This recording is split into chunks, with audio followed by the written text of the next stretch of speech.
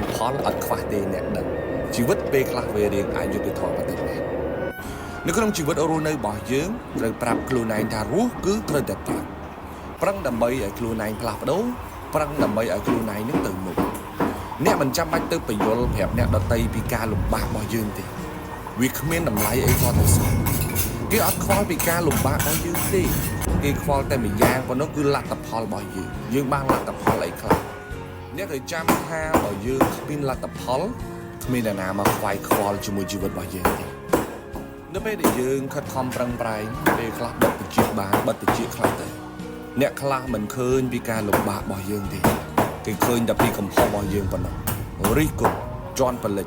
សំដីនិយាយមកធ្វើមិនឲ្យតែយើងឈឺចាប់ទៅមុខមកហើយបើយើងនៅតែបើកតិចស្ដាប់គ្រប់រឿងច្រើនពេក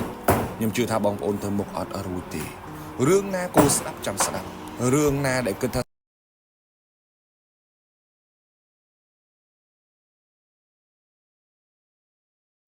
កូនប្រុសជីវិតមនុស្សតែតែមានឡើងមានចុះ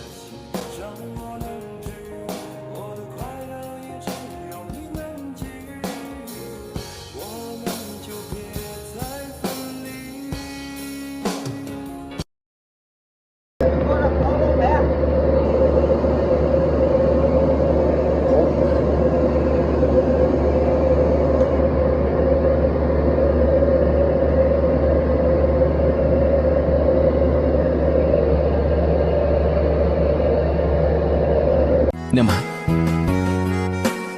ខ្ញុំធំនឹងក្តីហើយម៉ាក់ជួបបារម្ភពីខ្ញុំទៀតឬថ្ងៃក្រោយតើខ្ញុំបញ្ឈរមុខដល់ខ្លួនឯងចុះ